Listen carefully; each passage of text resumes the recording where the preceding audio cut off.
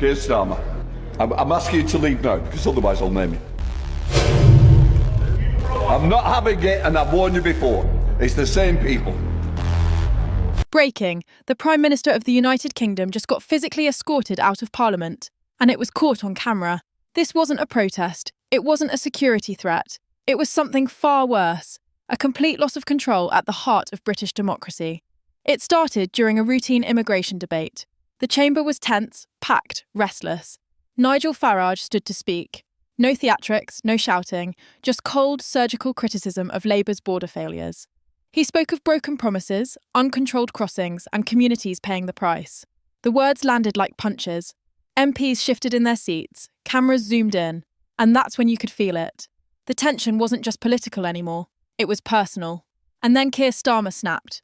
If you want the unfiltered truth about what's really happening in British politics, hit that subscribe button right now. We're Britain Daily, and we don't sugarcoat anything.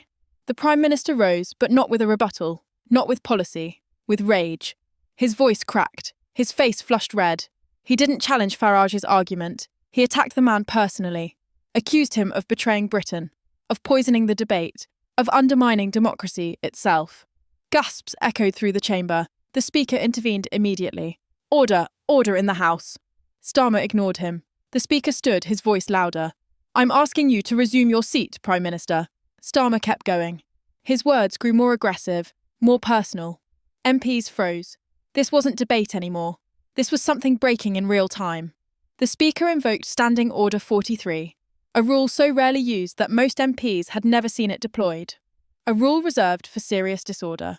Security officers entered the Commons floor. And then it happened. The Prime Minister was escorted away from the dispatch box, physically removed from the chamber in front of cameras, colleagues, and the entire nation watching live. Silence. MPs sat motionless. Some stared at the floor.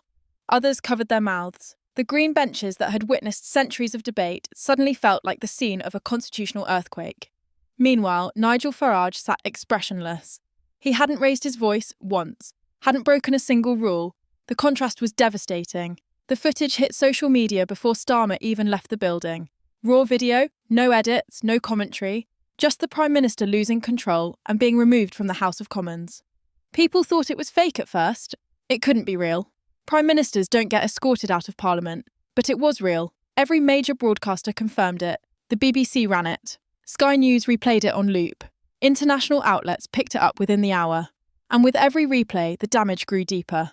Outside Parliament, cameras swarmed Nigel Farage. Calm, unhurried, composed. He stopped, adjusted his jacket, and delivered a single statement. This is not the behaviour of a man fit to lead a country.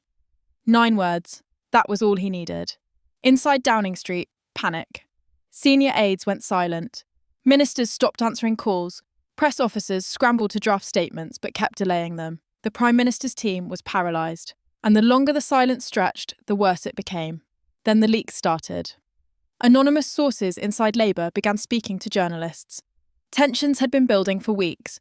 Immigration polling was brutal. Internal divisions were widening. The Commons' outburst wasn't random, according to these sources. It was a breaking point. Some aides privately questioned Starmer's emotional resilience under sustained pressure. Others raised concerns about his judgment when cornered. By nightfall, the crisis had moved from public spectacle to internal revolt. Labour backbenchers demanded emergency meetings. Some cancelled scheduled media appearances rather than defend the Prime Minister on air.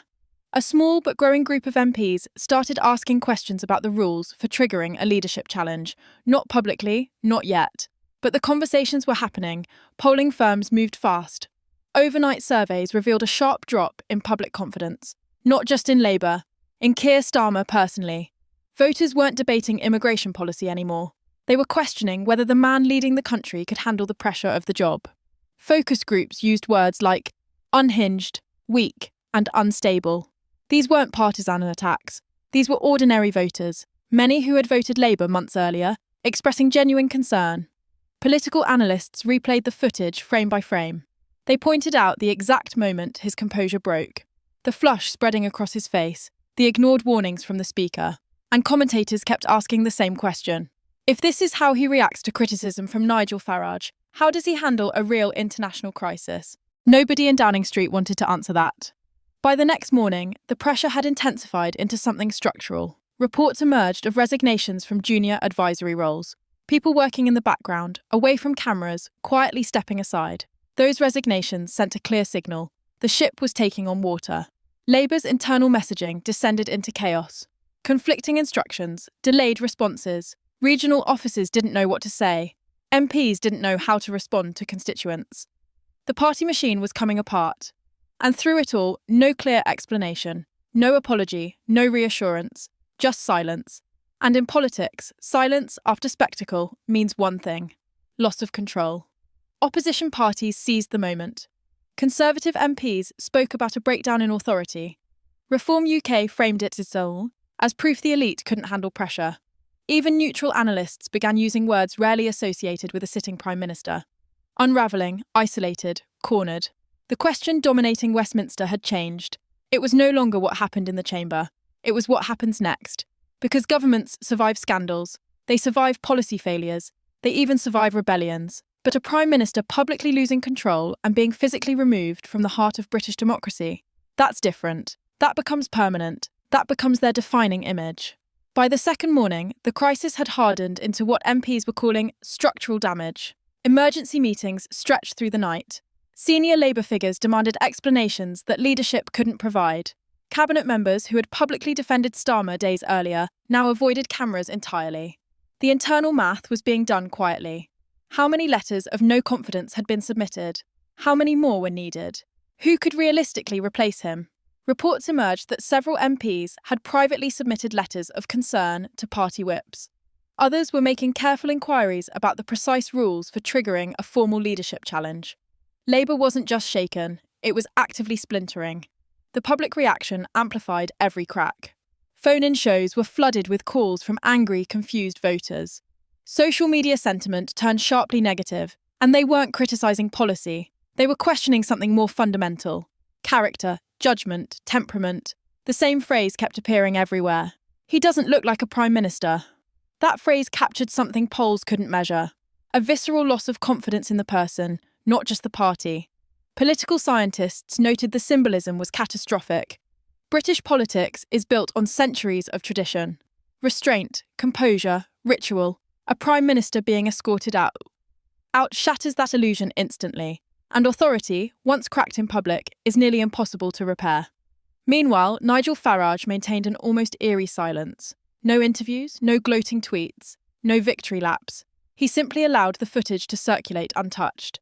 That silence was strategic brilliance. Every time someone replayed the clip, they saw the same contrast. One man composed, the other overwhelmed. Farage understood something crucial. When your opponent is self-destructing, you don't interrupt. By midweek, polling painted a grim picture. Labour was losing ground across every demographic. Undecided voters drifted toward alternatives. Core supporters expressed doubt privately. Most concerning was this: confidence in Starmer's leadership was collapsing faster than support for Labour's policies. That's the warning sign no strategist can ignore. Behind closed doors, senior figures began gaming out scenarios. Some argued Starmer could still recover with time and discipline. Others believed the damage was permanent, that the image would define him forever. History offered little comfort. British leaders have survived scandals, rebellions, unpopular wars, economic crises. But public humiliation at the heart of Parliament, broadcast live and replayed endlessly, is different. It doesn't just damage the politician, it stains the office itself. As days passed, the question evolved. Political insiders stopped asking whether Starmer would resign. They started asking how long Labour could afford to wait, because every hour of silence allowed the narrative to harden. Every delayed response gave opponents more time to frame the story. And every replay reminded voters that something fundamental had broken. Not a policy, not a promise, authority itself. This wasn't just a bad day for a Prime Minister, it was a seismic crack in the foundation of political credibility. A reminder that power in a democracy doesn't come from position or title.